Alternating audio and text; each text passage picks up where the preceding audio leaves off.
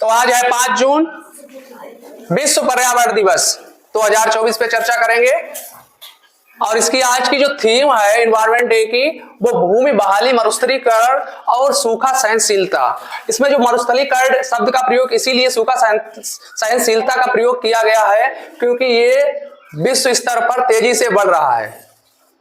और इसका जो प्रारंभ है इन्वायरमेंट डे का वो हुआ है 1972 में एक बैठक हुई थी स्वीडन देश के स्टॉकहोम शहर में।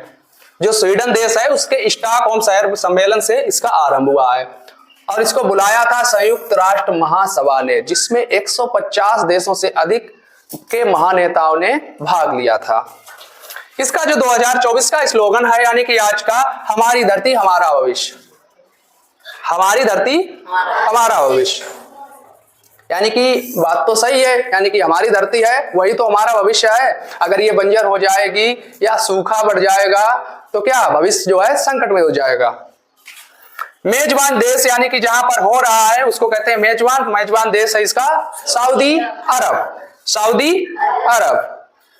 अब देखिएगा पर्यावरण है क्या। पर्यावरण के यानी कि दो शब्दों से मिलकर बना है परिवेधन आवरण। इसी को कहते हैं पर्यावरण। परि का मीन्स चारों ओर से, आवरण मीन्स घेरे हुए, यानी कि जो हमें दिख नहीं रहा लेकिन हमें चारों ओर से घेरे है उसी को कहते हैं पर्यावरण। जो हमें दिख नहीं रहा चारों ओर घेरे हुए है उसी को कहेंगे पर्यावरण। अब पर्यावरण प्रदूषण कैसे होता है, यानी कि उसी में पर्यावरण प्रदूषण भी आ जाएगा और उसी में ये गैसें जो है कैसे बढ़ रही हैं। इसी में एक टॉपिक आ जाएगा ओजोन परत का क्षरण। ओजोन में जो है 3 ऑक्सीजन के 3 एटम हैं। कितने हैं? 3 एटम है, यानी कि 3 परमाणु हैं। तो ओजोन क्षरण जो है, जो अपना जो क्षोभ मंडल के ऊपर वाला मंडल है समताप मंडल, उसी में 15 से 25 किलोमीटर की ऊंचाई पे जो मंडल है उसी को कहते हैं समताप मंडल में, उसी को कहते हैं ओजोन मंडल।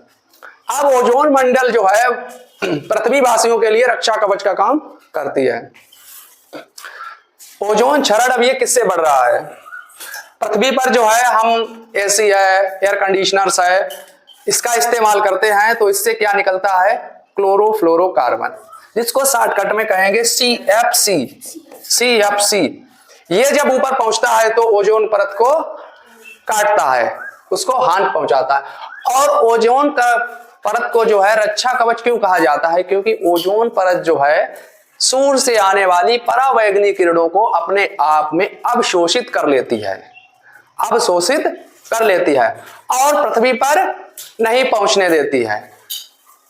तो ये ओजोन परत का काम है। और कहीं कहीं जैसे साउथ पोल है, साउथ पोल कौन सा है? अंटार्कटिका पर, वहां पर ओजोन परत में होल हो गए हैं। अगर वही अल्ट्रावायलेट किरणें डायरेक्ट पृथ्वी पर आ जाएंगी तो इससे पृथ्वी पर रहने वाले वासियों को त्वचा कैंसर और मोतियाबिंद जैसी खतरनाक बीमारियों का सामना करना पड़ सकता है। हरित ग्रह, इस पे पहले बात करते हैं भोपाल गैस त्रासदी। भोपाल गैस त्रासदी 23 दिसंबर 1984 को हुई थी भोपाल में, और इस फैक्ट्री का नाम था, जहां से ये लीकेज हुआ था, यूनियन कार्बन डाई फैक्ट्री। इसका नाम था यूनियन कार्बन डाई फैक्ट्री। अब इस भोपाल गैस त्रासदी में मिथाइल आइसोसाइनाइड जो गैस निकली थी, कौन सी गैस निकली थी?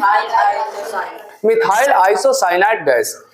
इसके प्रभाव से करीब करीब यहां पर 3000 लोग प्रत्यक्ष रूप से डेथ हो गई थी, 3000 लोगों की, यानी कि तुरंत ही।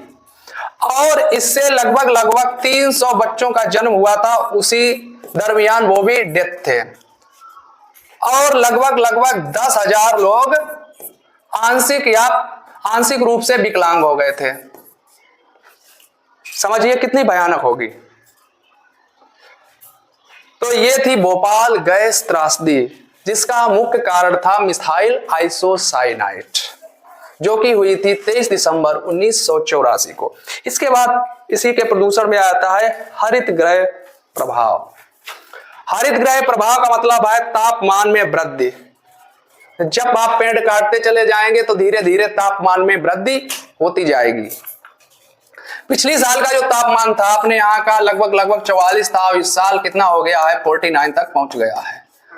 तो ये आप में एक संकेत है कि अधिक पेड़ ना लगाए गए और पर्यावरण पर ध्यान ना दिया गया तो परिणाम यह होगा कि कार्बन डाइऑक्साइड कार्बन डाइऑक्साइड जो सिर्फ कितनी है 0.003, इससे बढ़कर कहीं दूनी हो गई तो क्या होगा, ग्लेशियर पिघलेंगे। तापमान में वृद्धि होगी तो ग्लेशियर पिघलेंगे तो पानी का लेवल ऊपर उठ जाएगा। पानी का लेवल जब ऊपर उठ जाएगा तो क्या होगा, समुद्र तल ऊपर उठ जाएगा। तो जो तटवर्तीय क्षेत्र हैं, न्यूयॉर्क हैं और भारत के जो कोस्टल रीजन हैं, मुंबई शहर वगैरह, तो ये सब क्या हो जाएंगे, जलमग्न हो जाएंगे, यानी कि पानी में डूब जाएंगे। तो ये भी एक संकेत है एक सचेत होने का। तो इसीलिए हम लोग पर्यावरण दिवस मना रहे हैं।